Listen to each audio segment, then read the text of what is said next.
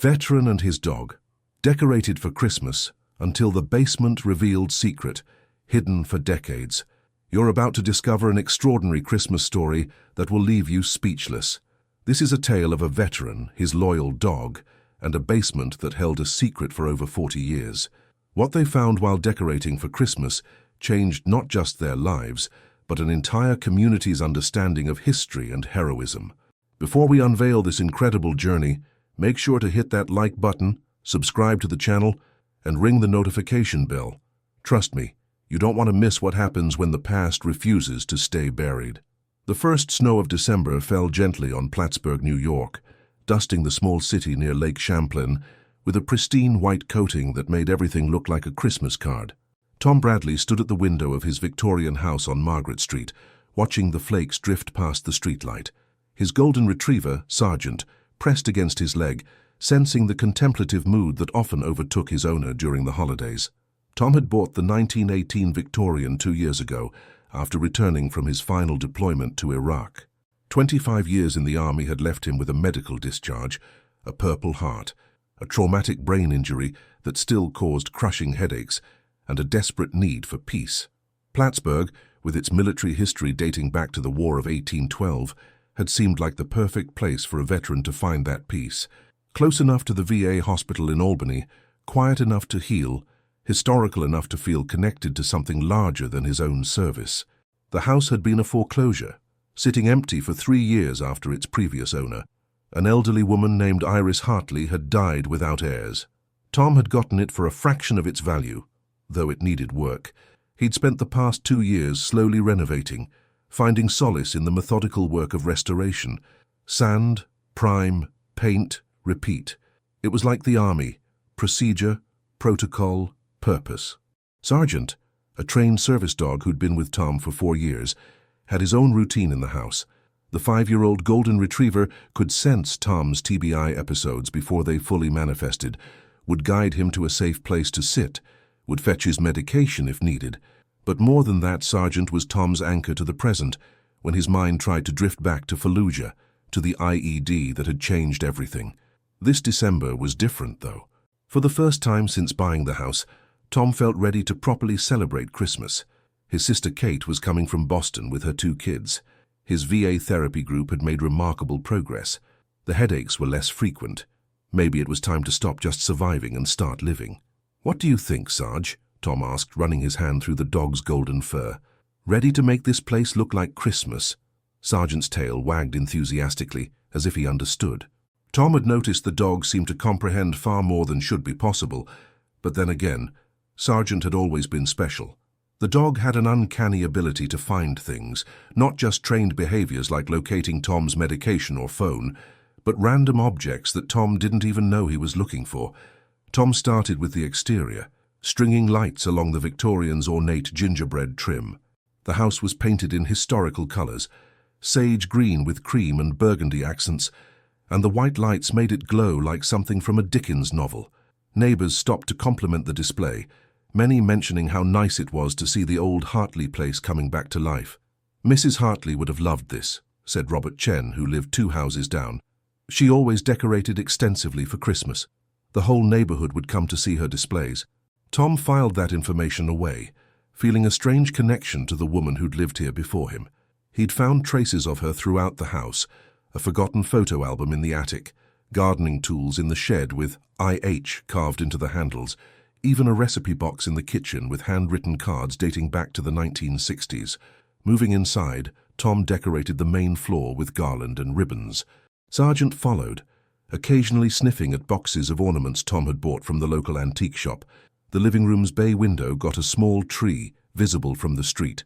The dining room received candlesticks and a centerpiece.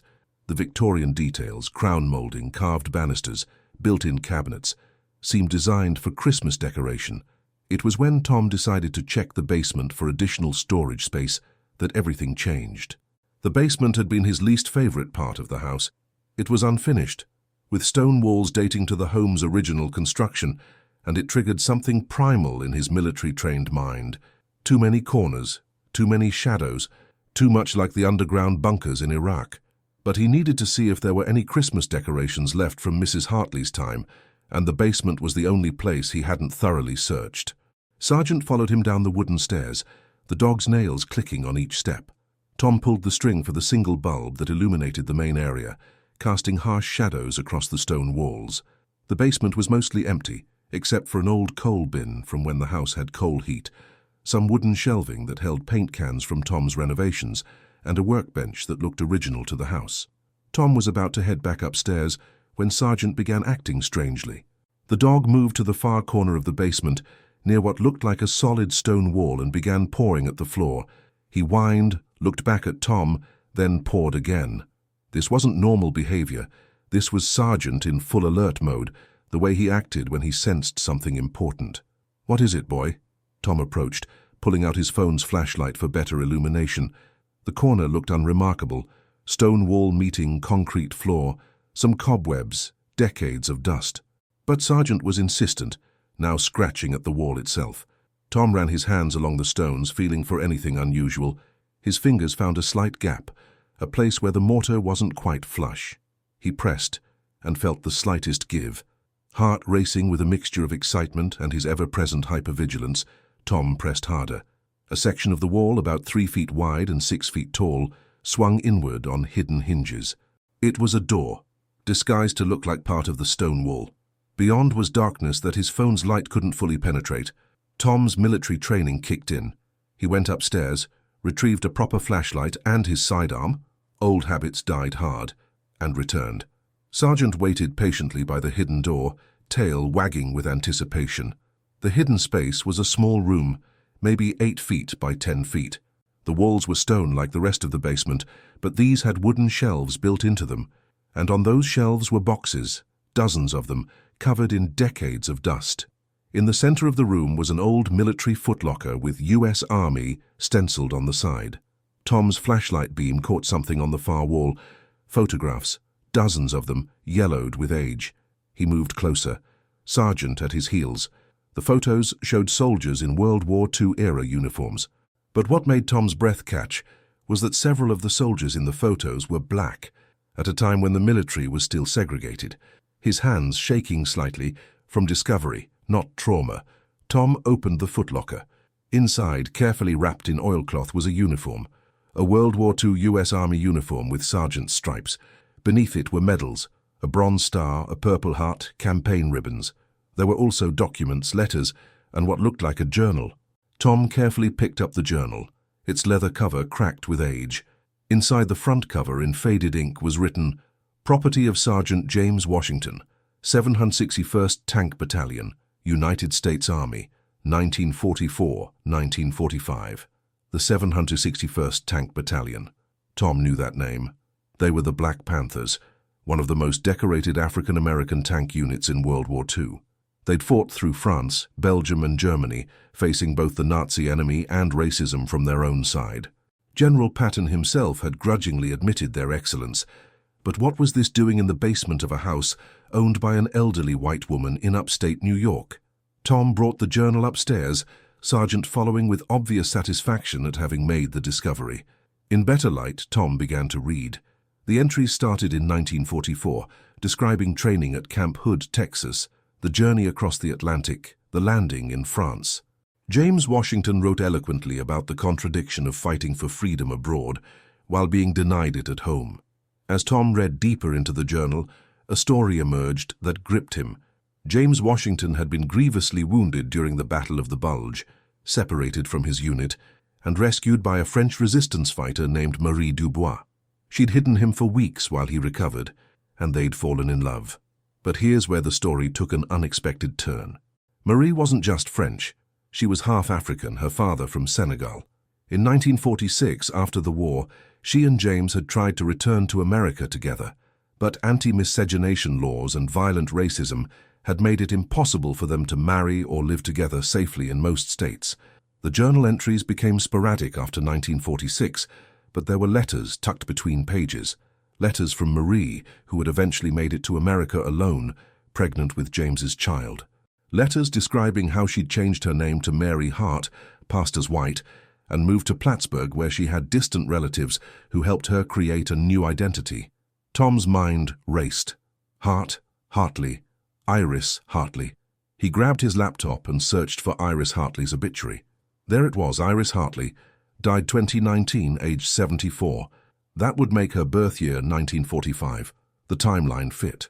But the obituary said she was preceded in death by her mother, Mary Hartley, in 1995. No mention of a father.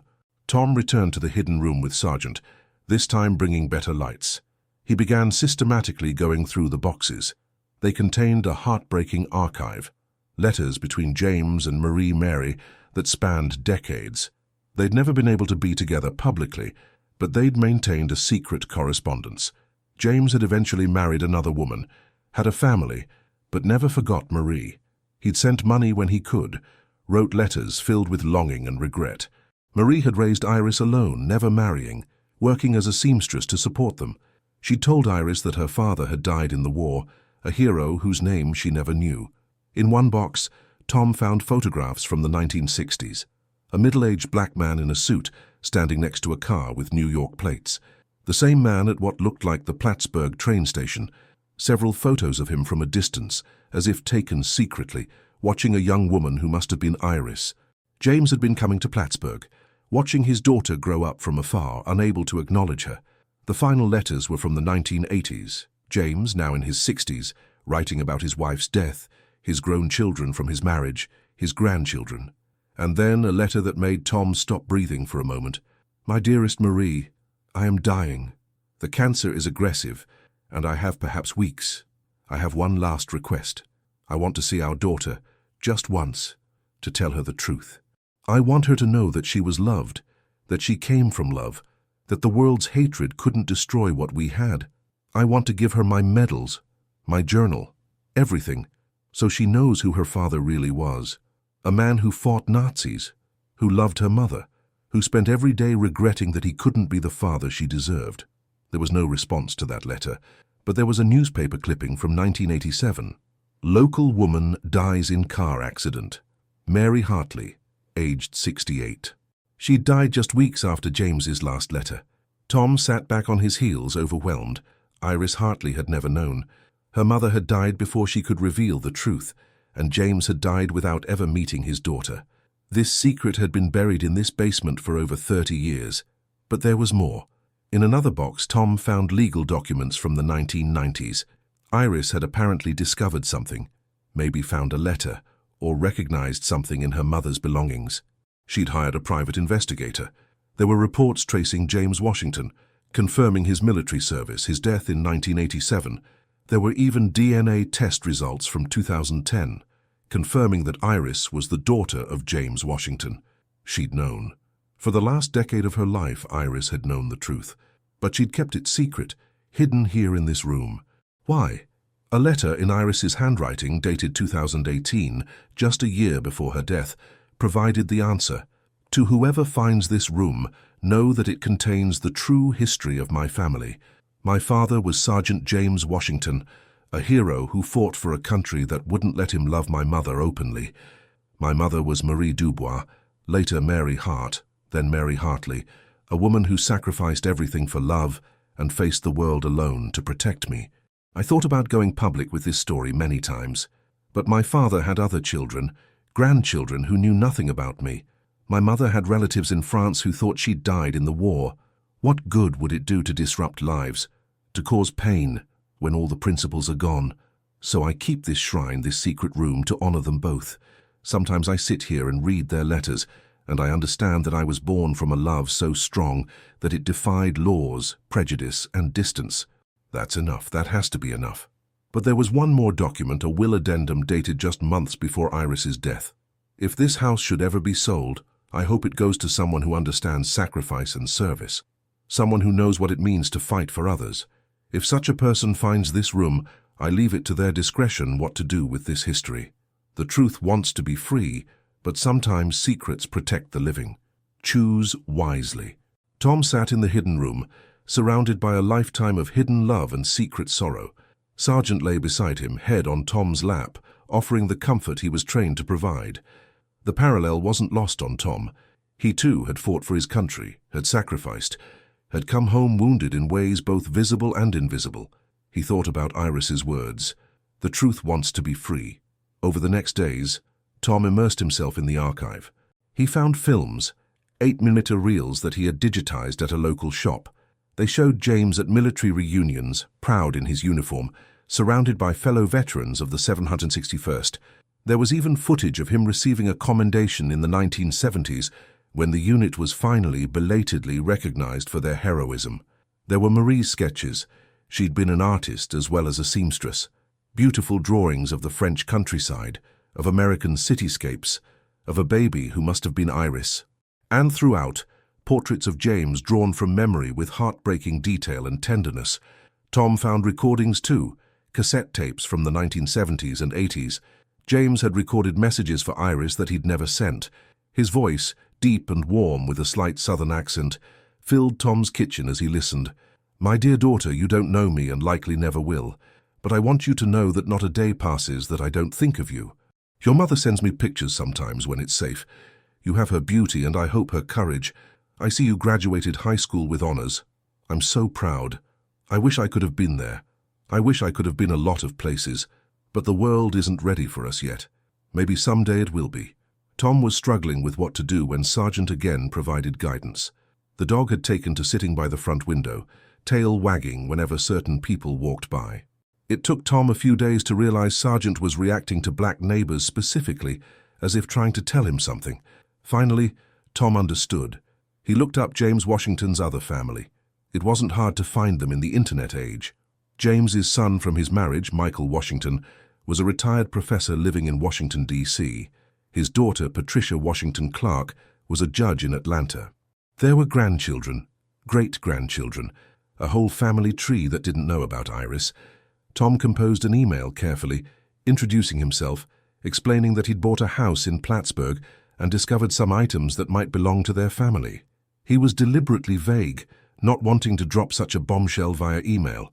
Michael called him 2 days later, curious but cautious. Tom suggested he come to Plattsburgh, that this was something better shared in person. Something in Tom's tone must have conveyed the importance, because Michael agreed, saying he could drive up that weekend with his sister. While waiting for them to arrive, Tom decorated the house more fully for Christmas. But now the decorations felt different, more meaningful. He was decorating not just his house, but Iris's house, Mary's house, a house that had sheltered a secret love story for decades. He placed candles in every window, a tradition he learned was both Victorian and military. Candles to guide loved ones home. Make sure to hit that like button and subscribe to our channel if this story is capturing your heart. The revelations are just beginning, and you won't want to miss what happens when the Washington family finally learns the truth. Michael and Patricia arrived on a Saturday morning, the second week of December. They were both in their 70s, dignified and cautious. Michael was tall and slim with their father's eyes. Patricia had a judge's bearing, observant and reserved. Tom welcomed them into the house, Sergeant greeting them with unusual enthusiasm, as if he recognized them somehow. Tom had set up the dining room with coffee and pastries from the local bakery. He'd also arranged some of the photos and documents from the basement on the table, including one of James in his uniform. "That's Dad," Patricia said immediately, picking up the photo with trembling hands. "But where did you get this? This isn't one I've seen before." Tom took a deep breath. "I need to show you something. It's going to be surprising, maybe shocking, but I think it's something your father would have wanted you to know eventually."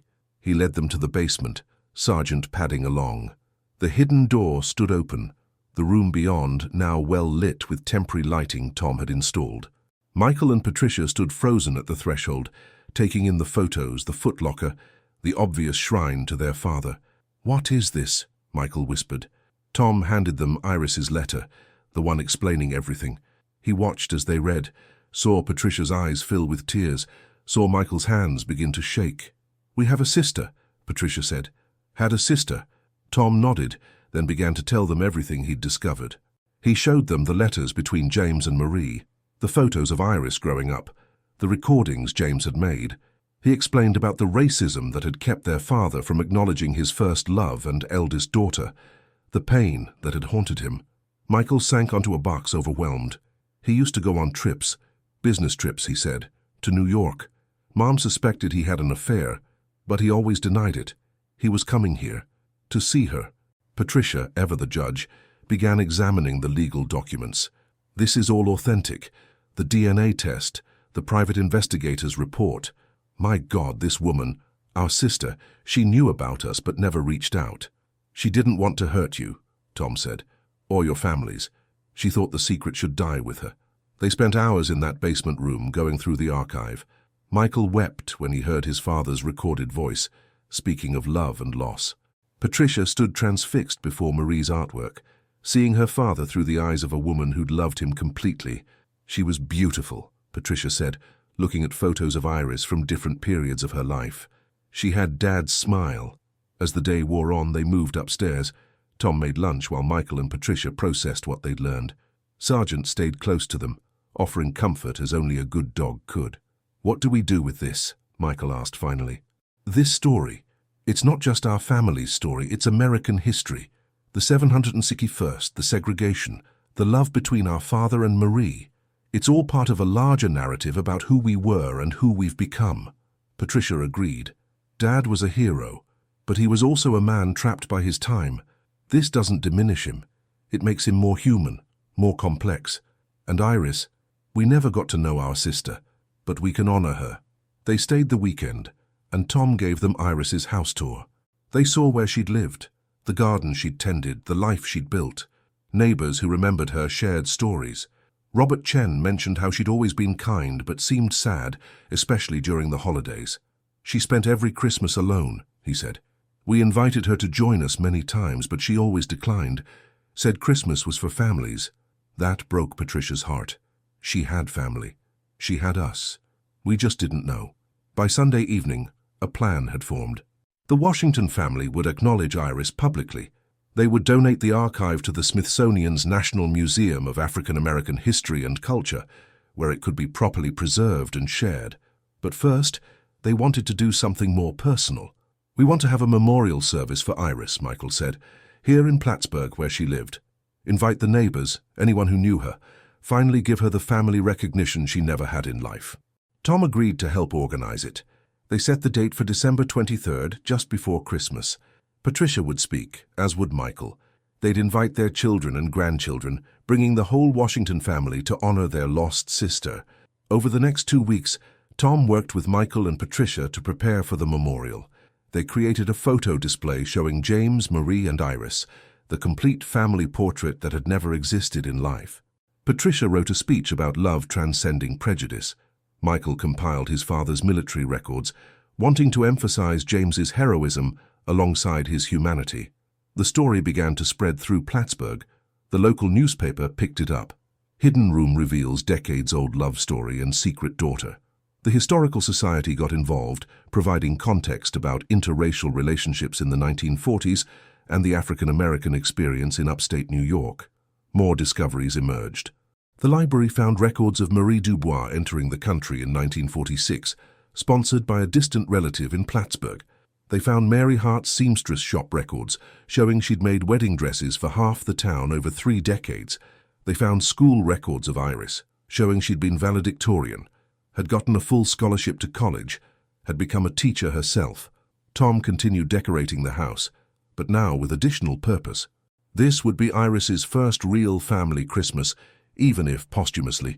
He strung lights throughout the hidden room, transforming it from a secret shrine to a celebration of love that had survived despite everything. Sargent seemed to understand the importance of what was happening. He'd taken to sleeping in the basement room, as if standing guard over the archive. During the day, he would guide visitors down to see it, tail wagging as people discovered the story. One evening, as Tom was arranging photos for the memorial display, he found something he'd missed before, a small box tucked behind others. Inside were baby clothes, hand-sewn with extraordinary detail, and a birth certificate. Iris Marie Washington, born December 24th, 1945, Christmas Eve. Tom called Patricia immediately. "Your sister was born on Christmas Eve." There was a long pause. "Then the memorial on the 23rd is perfect. We'll be celebrating her birthday too." The Memorial Day arrived cold and clear. The Victorian house on Margaret Street was transformed. Every window glowed with candles. The Christmas decorations Tom had so carefully placed now seemed like birthday decorations for Iris. The hidden room was open. Lit like a chapel, the archive displayed for all to see. People began arriving early. The Washington family came in force. Michael and Patricia, their children, grandchildren, even great-grandchildren. Young cousins who'd never known about Iris looked at her photos with wonder. "She looks like Grandpa," one said, and it was true. The neighbors came too. Robert Chen brought his whole family.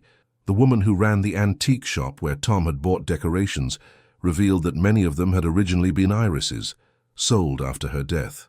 The librarian brought copies of Iris's academic records, showing a brilliant woman who'd become a beloved teacher. The formal service was held in the living room. Patricia spoke first, her judge's composure cracking as she talked about the sister she'd never known. Iris Marie Washington Hartley was denied her father's name in life, but we give it to her now. She was our sister, James Washington's firstborn child, and we claim her as family, wholly and proudly. Michael read from their father's letters, his voice breaking on the words of love and longing. "My father was a hero in war, but he considered his greatest failure that he couldn't acknowledge his daughter. Today, we correct that failure. Iris, you were loved. You were always loved." Tom spoke too, about finding the room, about how Sargent had led him to it, about how discovering this story had helped his own healing. "I came to this house broken from war, looking for peace. Instead, I found a story about how love survives, even when the world tries to destroy it." Iris kept this secret to protect others, but secrets can be prisons. Today, we free this truth. Today, love wins. The local historical society president announced that they were placing a plaque on the house, commemorating it as a site of historical significance, the home of Iris Washington Hartley, and the secret archive of an interracial love story that defied its time. But the most moving moment came when the youngest Washington great-grandchild, a 5-year-old named Amara, stood up unprompted.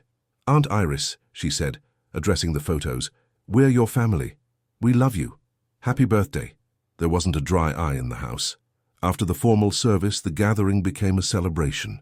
The Washington family shared stories of James, painting a picture of a man who'd carried secret sorrow alongside public pride. Neighbors shared memories of Iris and Mary, two women who'd been part of the community fabric for decades, hiding their truth in plain sight. As evening fell, everyone gathered in the basement room. What had been a hidden shrine was now a glowing memorial. Patricia had brought something, her father's purple heart from his acknowledged service. "This belongs here," she said, placing it next to the purple heart James had received for his wounds in the Battle of the Bulge. 2 purple hearts, 2 wounds, one to his body, one to his soul. Tom had set up a small Christmas tree in the corner of the room, decorated with photos, James in uniform, Marie in her French resistance clothes, baby Iris, the family that had been separated by hatred but united by love. Michael began singing Silent Night, his voice soft but steady. Others joined in, voices filling the stone room that had held secrets for so long. The song took on new meaning, a silent night when love had to hide, a holy night when truth was finally revealed. As people began to leave, each taking a small memento, a copy of a photo, a pressed flower from Marie's collection, a recipe from Mary's kitchen, the house felt different, lighter, as if a weight had been lifted, a ghost laid to rest. The Washington family stayed longer, not wanting to leave their newly found and lost sister. They explored every corner of the house, trying to absorb decades of Iris's life in a few hours. "We're going to establish a scholarship," Patricia announced, the Iris Washington Hartley Scholarship, for students in Plattsburgh. She was a teacher. "This is how we'll honor that. And we want to maintain this room," Michael added, "not as a secret, but as a museum. People should know this story." Tom agreed to help. The house would remain his home, but the basement room would be preserved, available for historians, students, anyone who wanted to understand how love and prejudice had shaped American families. As the Washingtons finally prepared to leave, Patricia pulled Tom aside. "You know, it's not a coincidence that you found this. A veteran, someone who understands sacrifice and service, Iris somehow knew the right person would find her secret." Tom thought about that a lot over the following days. The house had chosen him, or perhaps Iris had in some cosmic way. He'd come here broken, and finding her story had helped piece him together. He'd thought he was just decorating for Christmas, but he'd actually been preparing for a homecoming, Iris's homecoming to her family. Christmas Eve arrived with a fresh snowfall. Tom had expected to spend it alone with Sargent, but the Washingtons returned all of them, bringing food and presents and filling the Victorian house with the family warmth it had always deserved. They gathered in the basement room at midnight, December 24th, becoming December 25th, marking Iris's birthday moment. Patricia lit a candle for her sister. Michael said a prayer for his father and Marie. The grandchildren sang "Happy Birthday" to their aunt they'd never meet. Tom realized this was what the house had been waiting for. Not just Christmas decorations, but Christmas meaning. Family reunited, love acknowledged, truth freed from its hiding place. Sargent, who'd started it all by finding the hidden door, sat in the middle of the room, tail wagging, looking extremely pleased with himself. He'd done what he was trained to do. He'd sensed something that needed to be found and led his human to it. But even he couldn't have known how profound his discovery would be. "You know," said Michael, "Dad would have loved this. All of us together, the whole truth known, no more secrets. This is the Christmas he always wanted, but could never have." Over the following months, the story of the hidden room spread far beyond Plattsburgh. Historians came to study the archive. Documentary filmmakers interviewed the Washington family. The Smithsonian carefully catalogued every letter, photo, and artifact. But the most meaningful responses came from other families with similar stories. Mixed-race children from the 1940s and 50s who'd been hidden or given away. Veterans who'd left children behind in France, Germany, Korea, Vietnam. Families separated by prejudice, war, and law. Tom and the Washingtons established a foundation, the Hidden Room Project, dedicated to reuniting families separated by historical injustice. They used modern DNA testing, genealogical research, and careful detective work to bring together relatives who'd never known each other existed. The first reunion they facilitated was between a Korean War veteran's family and the daughter he'd left behind in Seoul. The second connected the descendants of a black soldier and a German woman from World War II. Each story was unique, but shared common themes: love that transcended boundaries, children caught between worlds, secrets kept for survival.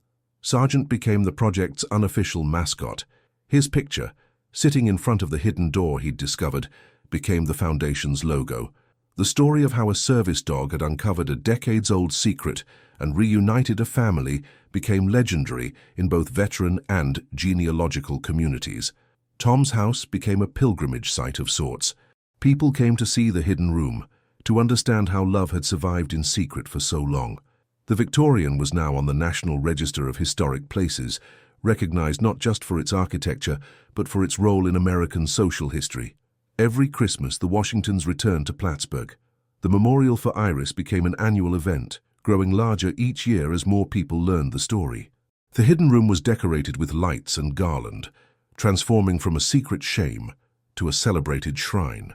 Tom had found his purpose in unexpected ways. His military service had prepared him for one kind of battle, but discovering Iris's story had enlisted him in another, the fight to reconnect families, to heal historical wounds, to prove that love could outlast hate. He still struggled with his TBI, still had bad days when the headaches were overwhelming. But now he had more than just Sargent for support. He had the extended Washington family, who'd adopted him as surely as they'd posthumously adopted Iris. He had the Hidden Room Project, giving him meaningful work. He had a house that was no longer just a shelter, but a symbol of resilience. One evening, 3 years after the initial discovery, Tom sat in the hidden room reading through the latest batch of reunion stories the Foundation had facilitated. Sargent lay at his feet, older now but still alert. The room was lit with soft Christmas lights. They kept them up year-round now, a reminder that light could exist even in hidden places. Patricia called from D.C. "We've been approved," she said, excitement in her voice. "The Library of Congress wants to create a permanent exhibit about Dad, Marie, and Iris. Their story will be part of the official American narrative." Tom smiled, looking at the photos on the wall. James in his uniform, proud and strong. Marie in her resistance clothes, fierce and beautiful. Iris at various ages, unaware of her hidden heritage but carrying it in her features, her dignity, her solitary strength. "They would be amazed," Tom said. "They would be proud," Patricia corrected. "Love won. It took 70 years, but love won." After the call, Tom and Sargent walked through the house. Every room now held some piece of the story. The living room displayed the museum plaque. The dining room held copies of the archive for researchers. The kitchen still had Mary's recipe box, though now people actually cooked from it, bringing her French-African-American fusion to life. Outside, the Christmas lights still glowed on the Victorians' trim, though it was now April. Tom had never taken them down after that first Revelation Christmas, and now they were a permanent feature. Neighbors had started leaving their lights up too, in solidarity. Margaret Street had become known as the Christmas Street, where lights stayed on all year to remember that love could illuminate even the darkest secrets. The mail brought letters daily, children doing school projects about the 761st Tank Battalion, genealogists seeking help with their own family mysteries, veterans dealing with their own secrets and traumas. Tom and Patricia answered them all, with Sergeant often providing therapy dog services to visitors who needed comfort while sharing difficult stories. One letter stood out. It was from a 95-year-old woman in France, the daughter of someone who'd known Marie Dubois during the war. She'd included a photo, Marie and James together in liberated France, smiling, unaware that the world they were about to enter wouldn't let them stay together. "My mother always wondered what happened to Marie," the letter said. "She disappeared after the war and we assumed she'd died. To know she lived, that she had a daughter, that love survived, it heals something in our family too." Tom had the photo professionally restored and enlarged. It became the centerpiece of the hidden room. James and Marie in their youth, in love, in a brief moment when anything seemed possible. It was the only photo of them together, a treasure beyond measure. The Hidden Room Project's work continued to expand. They partnered with DNA testing companies to identify potential family connections. They worked with historians to document stories of families separated by discriminatory laws. They provided counseling for the emotional aftermath of these discoveries, understanding that not all reunions were simple or easy. Some families, like the Washingtons, embraced their new members wholeheartedly. Others struggled with the implications, the family secrets, the generational trauma. The project provided support for all outcomes, recognizing that truth was valuable even when reconciliation wasn't possible. Tom often thought about Iris's letter, her decision to keep the secret, her fear of disrupting lives. He understood her choice, but he was grateful she'd preserved the archive, that she'd left the decision to whoever came next. She'd trusted that the right person would find it at the right time. She knew, Patricia said during one visit. Somehow she knew that someday the world would be ready for this story. That's why she saved everything. The fifth Christmas after the discovery was particularly special. The Washingtons had made it a family tradition to spend Christmas Eve in Plattsburgh celebrating Iris's birthday. But this year they had surprise guests. 3 families who'd been reunited through the Hidden Room Project. The house overflowed with people, languages mixing. English, Korean, Spanish, French. Children who'd grown up not knowing they had cousins played together. Elderly siblings met for the first time. The Victorian house, built in 1918, had never seen such a gathering. Tom stood in the basement room, now officially the Hidden Room Museum, watching the families interact. Sergeant, now grey-muzzled and moving slowly, still performed his duty as comfort dog, moving between groups, sensing who needed a gentle presence. "You did this, boy," Tom told him. "You found the door that opened all these doors." A young girl, the great-great-granddaughter of James Washington, approached Tom. She was holding a school report she'd written about her ancestor. "Mr. Tom," she said, "my teacher says heroes are people who do brave things. Was James a hero, even though he kept secrets?" Tom knelt to her level, thinking carefully. "Your great-great-grandfather was complicated. He was brave in war, fighting Nazis. He was brave in love, loving someone the world said he shouldn't. But he was also trapped by his time, unable to be as brave as he wanted. Heroes are human. They do their best with the circumstances they have."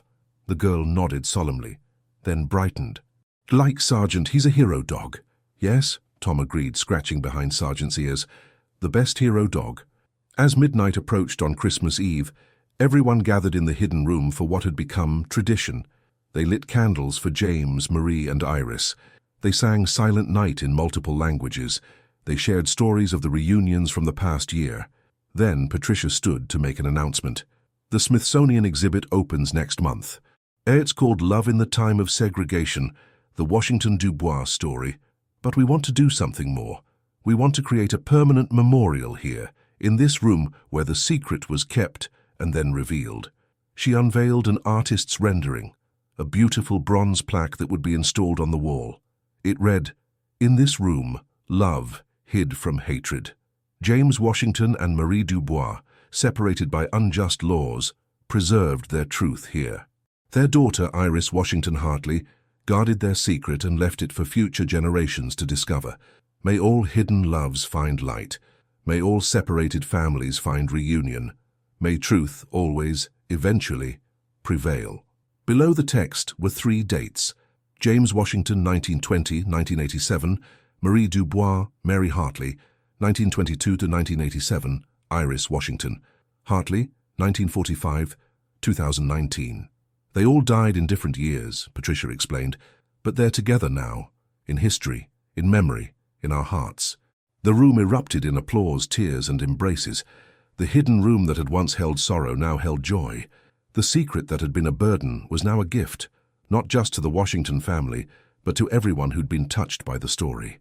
As the gathering finally wound down in the early hours of Christmas morning, Tom walked through his house one more time. Each room glowed with light and life. The Victorian that had stood empty for 3 years, that had hidden a secret for decades, was now fully alive. He thought about his own journey, the damaged veteran who'd bought a house to hide in, only to discover that hiding solved nothing.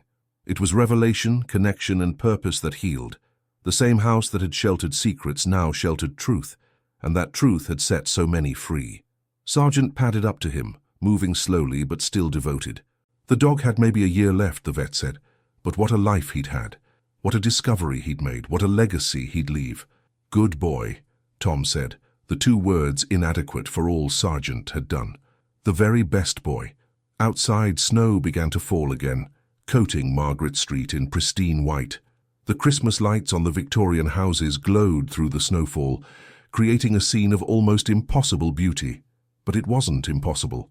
It was real as the love that had survived in the hidden room, as real as the families now reunited, as real as the healing that came from bringing secrets into light. Tom's phone buzzed with a text from Patricia. "Thank you for finding her. Thank you for finding us. Thank you for everything." He texted back, and thanks, Sergeant, he knew what we all needed to find. The story of the hidden room continued to ripple outward. Books were written about it. A film was produced. Academic papers analyzed its significance in American history. But for Tom, the most important impact was personal. He'd bought a house to hide in, and instead found a story that demanded to be shared. He decorated for Christmas and discovered that the best decorations were truth, love, and family. He'd followed his service dog into a basement corner and emerged with a purpose that would outlast his own life. Every morning, Tom and Sergeant would visit the hidden room, now bright and welcoming. Tom would read from the letters, keeping James and Marie's words alive. Sergeant would lie on the floor, perhaps sensing the spirits that had been freed there. "Love wins," Tom would sometimes say, echoing Patricia's words. "It might take decades, it might have to hide, but love wins." The Victorian house on Margaret Street had become more than a home. It was a testament to endurance, a museum of hidden history, a beacon for separated families. The Christmas decorations that had started it all remained up year-round, because the story they celebrated wasn't just a Christmas story. It was an everyday story of human resilience. Researchers estimated that thousands of families had similar hidden histories, interracial relationships that had been illegal, children who'd been hidden or given away, love that had been forced underground. The Hidden Room Project couldn't find them all, but each one they did find proved the same truth. Love was stronger than law, connection deeper than division, family more powerful than prejudice. One day, Tom received a call from a reporter doing a follow-up story. "What do you think Iris would say about all this?" the reporter asked.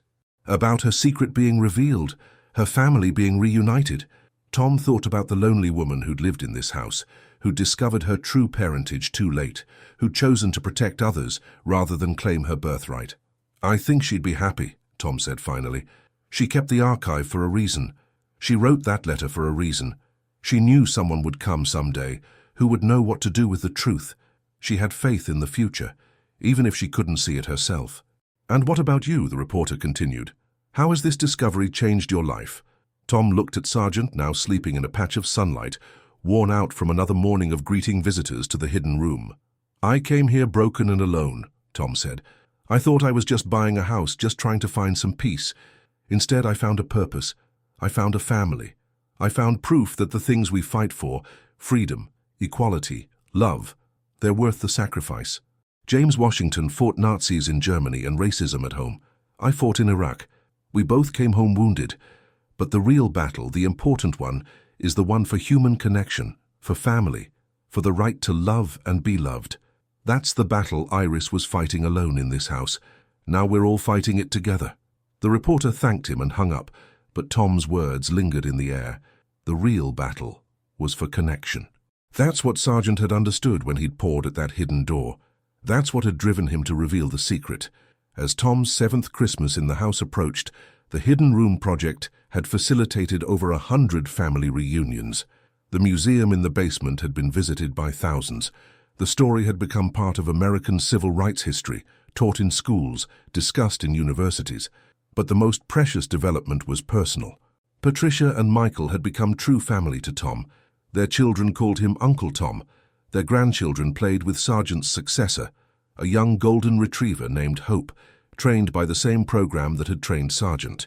Hope had Sargent's gift for finding things, though so far she'd only found lost keys and missing toys. But Tom watched her carefully, wondering what she might discover, what secrets still waited in the corners of the world. Sargent had passed peacefully the previous spring, surrounded by family, both Tom's and the extended Washington clan. He was buried in the backyard of the Victorian, near Iris's beloved garden, with full military honors befitting a service dog who'd done more than his duty. His gravestone read, "Sargent, he found more than a door. He found a family." The Christmas Eve gathering that year was the largest yet. 5 reunited families attended, plus historians, journalists, neighbors, and friends. The hidden room could no longer hold everyone, so the celebration spread throughout the house. At midnight, as they'd done every year since the discovery, everyone gathered to sing Silent Night and remember those who'd been separated by history. But this year, Patricia added a new tradition. "Let's make a promise," she said, "to Iris, to all the hidden children, to all the separated families. We promise to keep looking, to keep reuniting, to keep proving that love transcends whatever barriers the world builds." Everyone raised their candles in agreement. The light filled the room, banishing shadows, revealing truth, celebrating love that had survived decades of darkness. Tom stood in his Victorian house, surrounded by chosen and discovered family, and realized that he'd found more than peace. He'd found purpose. The house that had seemed like a retreat from the world had become a door to connection, understanding, and healing. "Thank you, Sargent," he whispered to the memory of his dog. "Thank you for showing me that some doors need to be opened, some secrets need to be shared, some families need to be found." Outside, the Christmas lights glowed on Margaret Street. No longer just decorations, but declarations that love endures, that families separated by injustice can reunite, that truth will eventually emerge from even the most hidden rooms. The story that had begun with a veteran and his dog decorating for Christmas had become something larger, a testament to the power of discovery, the importance of history, and the enduring strength of love. The basement that had hidden a secret for decades now welcomed visitors daily, its door permanently open, its truth permanently free. And in that freedom, in that truth, in that reunion of a family separated by history's cruelties, was the real Christmas miracle. Not that secrets could be kept, but that they could be revealed, reconciled, and redeemed. The hidden room had become a beacon, proving that what was lost could be found, what was separated could be reunited, and what was hidden in darkness could finally, triumphantly, come to light. If this incredible true story has moved you, if you believe in the power of love to transcend time and prejudice, please like this video and subscribe to our channel.